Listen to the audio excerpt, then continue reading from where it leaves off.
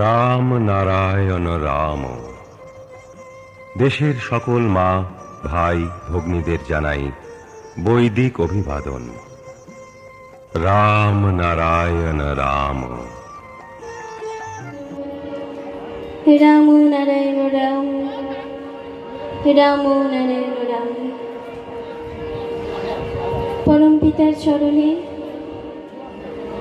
আমার অনন্ত কোটি প্রণাম জানিয়ে এবং এখানে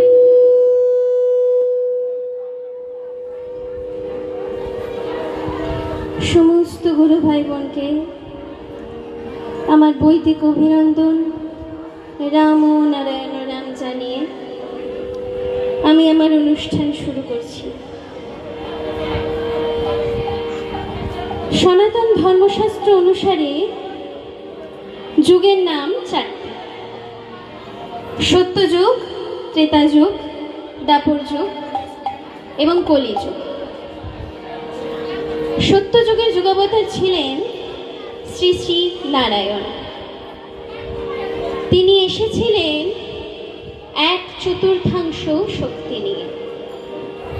তিনি নাম দিয়েছিলেন নারায়ণ পরবেদা, নারায়ণ পরাক্ষরা, নারায়ণ পরমূর্তি, নারায়ণ পরাগতি। আর ত্রেতা যুগের যুগাবতার ছিলেন শ্রী শ্রী রামচন্দ্র। তিনি ধরাধামে এসেছিলেন অর্ধ শক্তি নিয়ে। তিনি নাম দিয়েছিলেন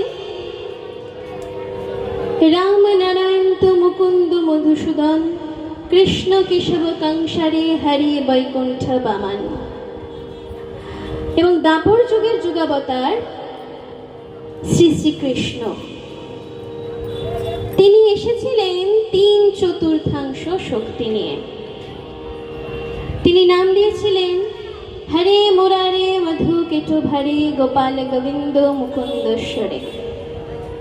এবং কলি যুগের যুগাবতার শ্রী শ্রী গৌরাঙ্গ মহাপ্রভু। তিনি ধরাধামে এসেছেন প্রেমা শক্তি নিয়ে। তিনি নাম দিয়েছিলেন হরে কৃষ্ণ কৃষ্ণ কৃষ্ণ হরে হরে, হরে রাম রাম রাম হরে হরে। আসুন আমরা সবাই মিলে সেই নাম করি। গেম হচ্ছে দাদা।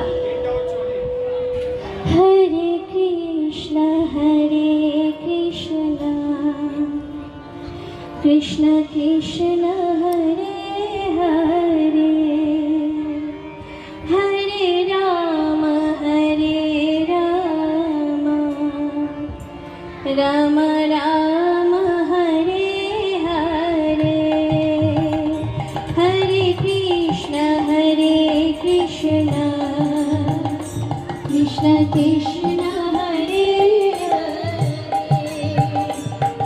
হরে রাম রাম রাম হরে হরে, হরে কৃষ্ণ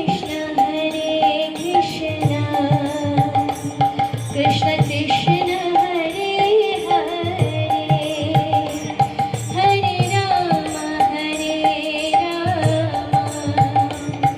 রাম রাম হরে হরে, হরে কৃষ্ণ কৃষ্ণ কৃষ্ণ হরে হরে, হরে রাম রাম রাম হরে হরে, হরে কৃষ্ণ কৃষ্ণ কৃষ্ণ হরে হরে, হরে রাম রাম রাম হরে হরে, হরে কৃষ্ণ কৃষ্ণ কৃষ্ণ হরে হরে, হরে রাম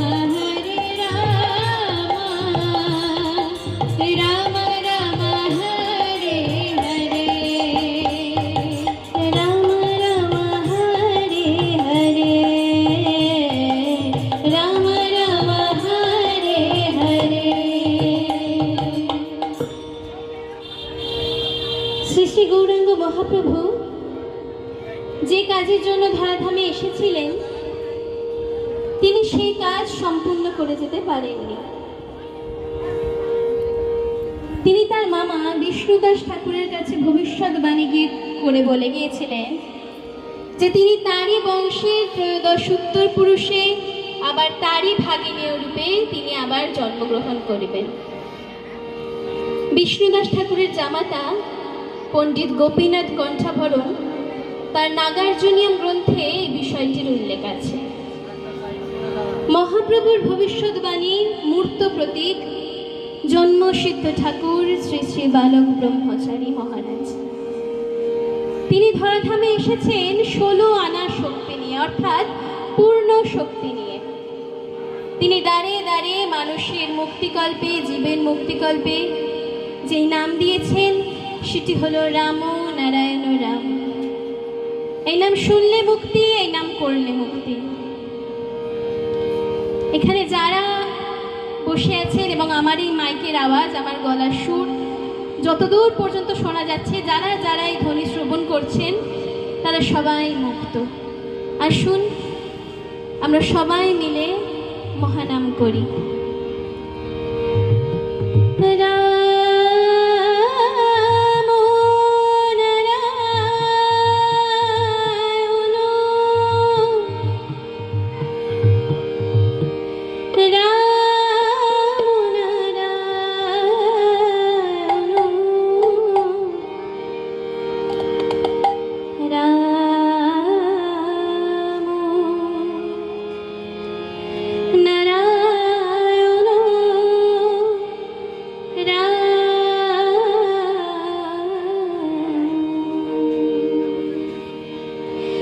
রাম